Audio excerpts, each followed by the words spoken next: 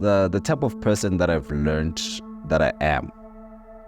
I don't think I could ever be anything besides an expression of love. Here we go, the hand up in the air.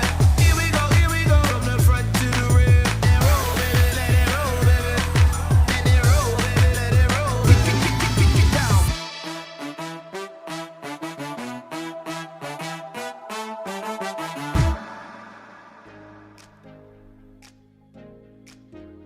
Well, I could write a dissertation for this answer, but I'll try to keep it in a digestible amount. Rice, rugby, food, comedy, views, beauty. Yeah, there's so much things. The people really make South Africa the best part of it. We've got this melting pot of different cultures and slang words and dialogue and dialects. That's a word I was actually looking for. And in that, there's so much experience and so much memories that can be made. Big Five, Elephant, Mandela. I meet new people all the time, and I think South Africans generally are very open, warm, friendly, and we all just actually want to get along with each other. It's like that classic underdog story. I think the reason why we have so many movies about the underdog rising up is because people love that story, because it's so inspiring. I think it makes you want to get up and do something, and it makes you feel like your dreams are attainable. Actually, I'm from Zimbabwe, and my experience, the South African experience for me has just been how people are so diverse here. You cannot get the same South Africa in the same place. You go to one end and everybody's just plain Zulu. You go to another end and everybody's just crazy Afrikaans. But if you had to see all these different types of people in the same setting, celebrating one thing, I mean, it's immense. That's beautiful for me.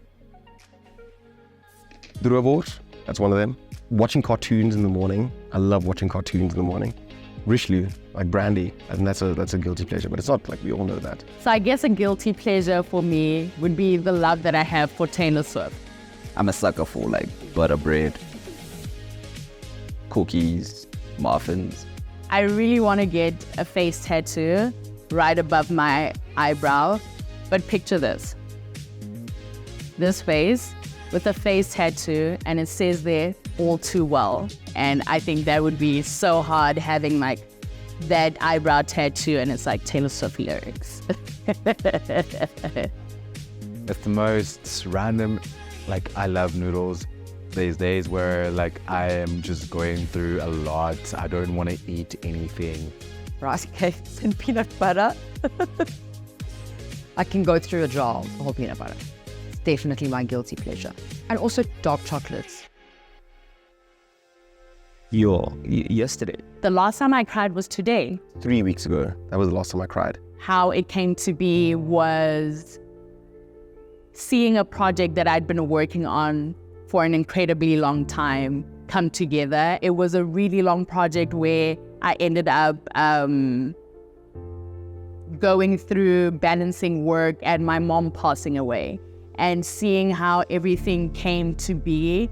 The only way that those pieces could exist as they are were because I went through all of that. So seeing everything come together, it just really makes me emotional. And I was just like so overwhelmed by life. Like I've got a lot of stuff that's going on in my life, and I really want to always do the best that I can for other people, which I recently learned that people pleasing is the biggest bunch of bullshit that you can do in life. But it was out of just pure like sadness that I couldn't do enough for everyone.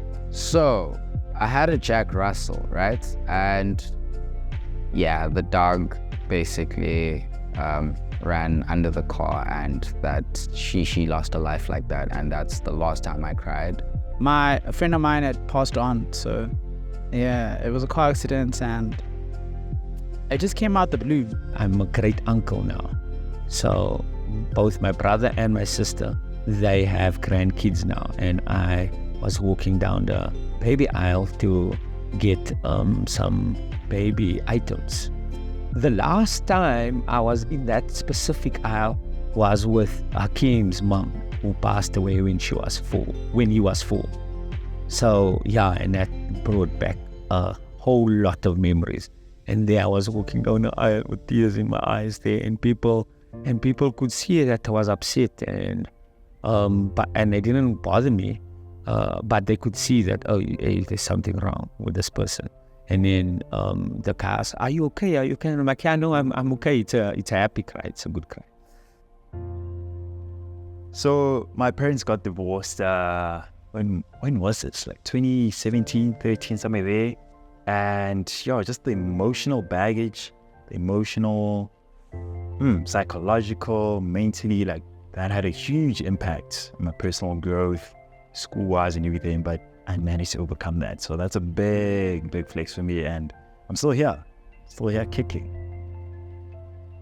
To be honest, I definitely do feel lonely each and every day of my life because I don't have anybody that checks up on me. I don't have anybody that makes sure that I'm good. You feel me? I don't have that. You feel me?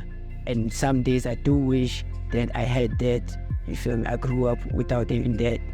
So it's hard for me to, coach sometimes. The toughest day of my life is when I had a serious stroke. A major defining moment. Go to sleep at night, everything's great. Can't wake up in the morning, 100% paralyzed.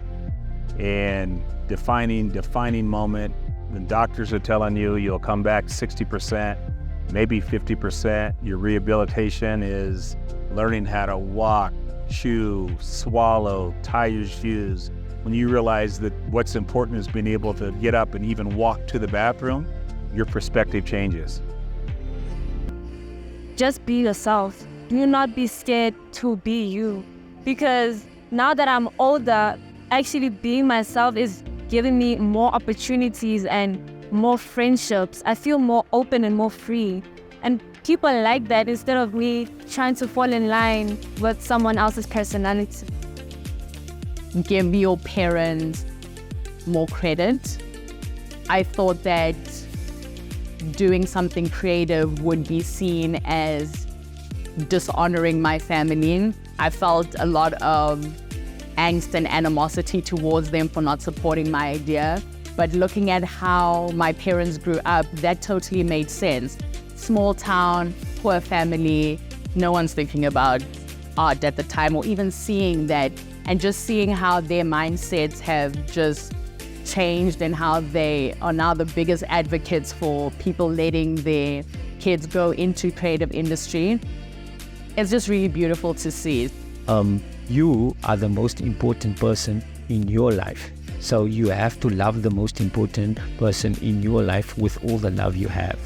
And the decisions you make must reflect the love you have for the most important person in your life. It's okay to just be yourself. Don't panic. Take time. And you're loved. You are loved. Just go with what your heart says, Don't follow other people, and because they're just there to put you, they'll put you down. I used to say have no regrets. So I think majorly for me is that you can't ever think, oh, I wish I could have done something differently. Because had you done that differently, perhaps you wouldn't be the person you are today. I'll tell my younger self to be stronger and believing. Right now, there are those that still judge me based on my appearance. Some feel sorry for me, some don't. But yeah, I feel like I need to be treated as normal because I don't deserve more or less than any other normal person. So because I am a normal person, I just have a skin condition. Thou art a king and not a slave. Yeah, I think that's as much as I can go for my younger self. He'll understand.